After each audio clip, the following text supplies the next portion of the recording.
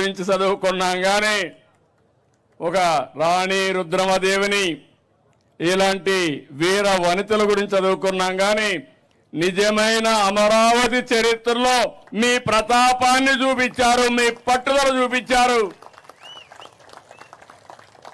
నా జీవితంలో ఎప్పుడూ మర్చిపోలేను. ఎన్ని అవమానాలు పడ్డారు నేను చూశాను మిమ్మల్ని. ఆ రోజు నేను మా మిస్సెస్ వస్తే, భువనేశ్వర్ గారు వస్తే, మీ యొక్క ఆవేదన చూసి, మీరు చేసిన త్యాగం చూసి ఉన్న పళంగా నాకు కూడా చెప్పలేదు, 2 గాజులుంటే తీసి మీ ఉద్యమానికి సంఘీభావంగా ఇచ్చారు. వారొక్కరే కాదు, చాలా మంది ముందుకు వచ్చారు. ఎక్కడెక్కడో ఉండే ఎన్ఆర్ఐస్ ముందుకు వచ్చారు. ఆ రోజు చాలా సమస్యలు వచ్చాయి. ఒక పక్క రైతాంగం భూములు ఇచ్చేశారు, మీకు వ్యవసాయం లేదు, ఆదాయం లేదు, మీకు వచ్చే కవులు కూడా ఇవ్వలేదు. మీరు లీగల్గా పోరాడాలంటే చాలా కష్టం. ఒక పక్క ఉద్యమం, ఒక పక్క జీవనోపాధి, ఇంకో పక్క ఖర్చులు. ఇవన్నీ చూసినప్పుడు చాలా బాధేస్తే నా దగ్గర కూడా ఆ రోజు డబ్బులు లేవు. ఎన్నో సంవత్సరాలు పార్టీని రన్ చేశాను కానీ డబ్బులు లేకపోతే ఎంత ఖర్చు పెట్టాలని నేను కూడా ఖర్చు పెట్టి కడాల జోలి బట్టి వసూలు చేసి స్ఫూర్తిదాయకంగా మీకు అందించాం ఉద్యమానికి. పవన్ కళ్యాణ్ గారిని చూశాను.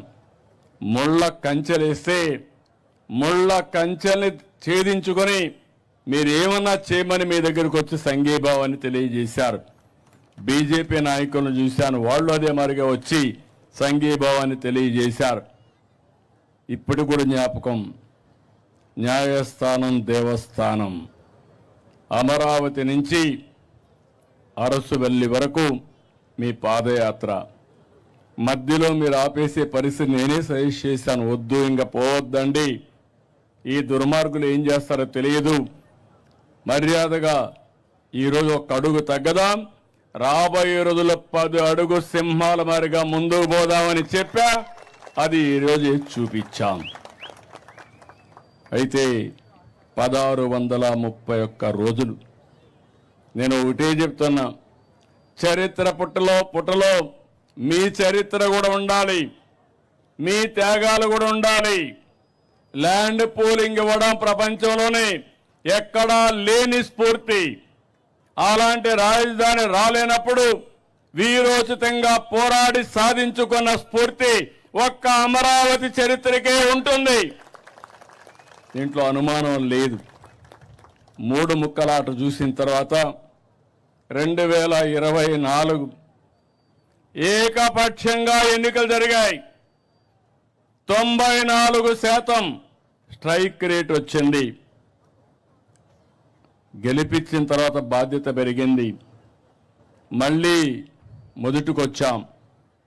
ఆ రోజు మీరు చూస్తే మొట్టమొదటిసారిగా హైదరాబాద్ను అభివృద్ధి చేయాలని నేను అమెరికాకు పోయి ఐటీ కంపెనీలు తెచ్చాను. ఈసారి ముఖ్యమంత్రి అయిన తర్వాత 14లో నేరుగా సింగపూర్కి వెళ్ళి సింగపూర్ లాంటి సిటీని నిర్మాణం చేయాలి, మీరు నాకు సహాయం చేయమంటే మాస్టర్ ప్లాన్ తయారు చేసి ఇచ్చారు. మంచి ప్లాన్ తయారు చేసి ఇచ్చారు. వాస్తు బ్రహ్మాండంగా ఉంది. ఎవ్వడు ఏమీ చెయ్యలేడు, 1 ఇంచి కదలపలేరు. సుజావుగా జరుగుతుంది. ఇప్పుడు హామీ ఇస్తున్నా, ఇది ప్రపంచంలోనే ది బెస్ట్ సిటీగా తయారు చేసి జాతికి అంకితం చేస్తాం. ఇది ఒక ప్రపంచ రాజధాని అమరావతి, ఒక ఆదర్శ రాజధాని అమరావతి, తెలుగు జాతికి గుండె అమరావతి, జాతి గౌరవం అమరావతి. అందుకని మళ్ళీ ప్రధానమంత్రి గారు 2 సార్లు రావడం ఎప్పుడూ చూడరనుకుంటాను. అది కూడా ఒక చరిత్ర. మొదటిసారి ఫౌండేషన్ వేశారు, మళ్ళీ పనులు ప్రారంభించడానికి 2వసారి వచ్చారు. తొందరలోనే 3వసారి వస్తారు.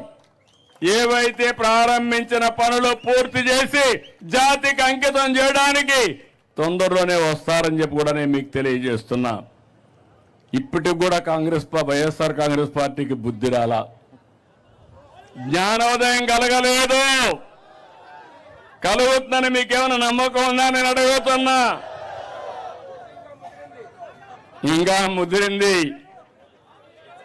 అందుకే మీరు చూస్తే అసెంబ్లీలో చర్చ పెడితే కనీస రాజకీయ జ్ఞానం ఉండే వ్యక్తి రావాలి. గవర్నర్ స్పీచ్కి వచ్చారు, గొడవ చేయడానికి వచ్చారు. అదే సమయంలో నిన్న అమరావతి పైన తీర్మానం పెడతామంటే ఇక్కడికి వచ్చే పరిస్థితిలో లేరు. ఇంకో పక్క మీరు చూస్తే ఢిల్లీలో లోకసభలో రాజ్యసభలో వ్యతిరేకించిన ఏకైక పార్టీ భారతదేశంలో ఏం పార్టీ అది? పేరు చెప్పాలా? మీరు మర్చిపోవాలి, రాష్ట్ర ప్రజలు మర్చిపోవాలి, పీడ విరగడ కావాలి రాష్ట్రానికి. అలాంటి పార్టీ అది.